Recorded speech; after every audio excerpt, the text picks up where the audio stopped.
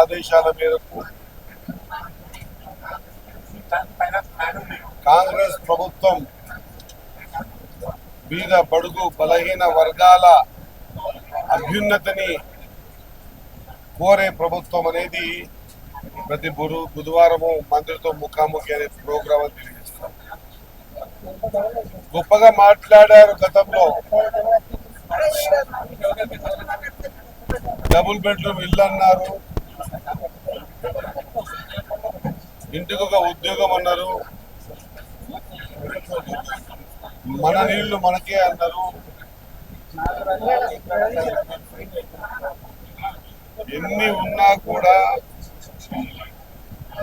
మరి వాళ్ళు ఒకవేళ డబుల్ బెడ్రూమ్ ఇల్లు ఇచ్చే ఉంటే ఈరోజు హైదరాబాద్ చుట్టుముట్లో ఉన్న ప్రతి పేదవాడు కూడా 10 సంవత్సరాలు 20 సంవత్సరాల నుంచి నేను కిరాయినే ఉంటున్నాను అని చెప్పడం, మేము ఆ కలెక్టర్లకు రాయటం, దీన్ని పర్సర్వేషన్ చేయటం ఖచ్చితంగా ఈ మహా గొప్ప కార్యం. ఇది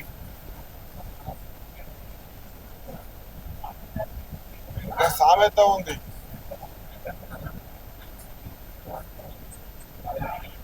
ఖచ్చితంగా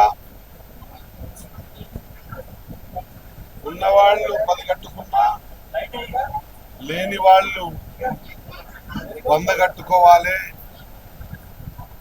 మన ముఖ్యమంత్రి గారి ఆలోచన విధానం, పెద్దలు పొంగులేటి శ్రీనివాస్ రెడ్డి గారి ఆలోచన విధానం, పెద్దలు ఉత్తమ్ కుమార్ రెడ్డి గారి ఆలోచన విధానం, డిప్యూటీ సీఎం భట్టి గారు, శ్రీధర్ బాబు గారు, కోమటి వెంకటి గారు, ఒక్కసారి మీరు ఆలోచన చేయండి. ఈ ప్రభుత్వం 100% బీద బడుగు బలహీన వర్గాలు. ఆనాడు రాజశేఖర్ రెడ్డి ఏ మాదిరిగా అయితే ఎవరు వచ్చినా వాడు BJP, BRS, CPM, CPI, TDP చూడలే.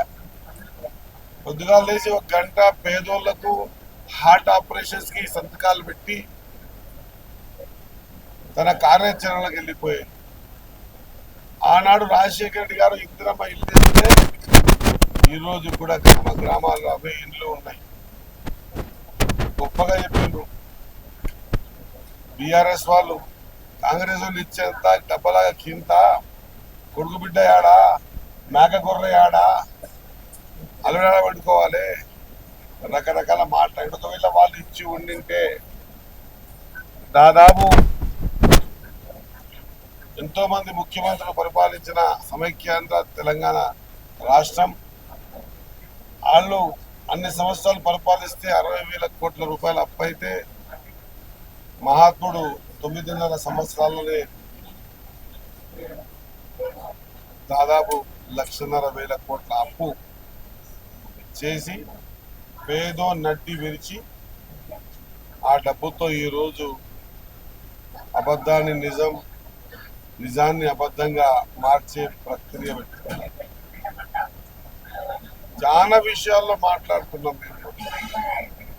వాళ్ళు పింక్ మీడియాని నమ్ముకొని దుష్ప్రచారం చేస్తా ఉన్నారు.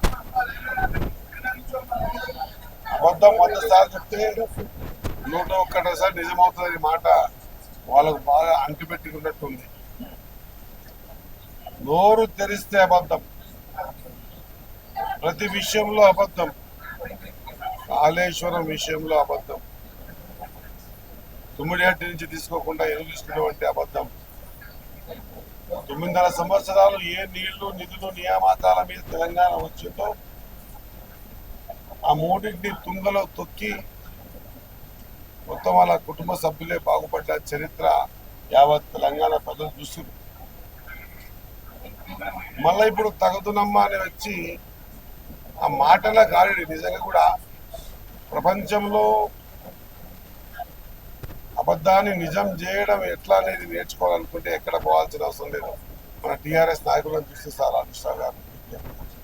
Subscribe us and press the bell icon for more interesting updates.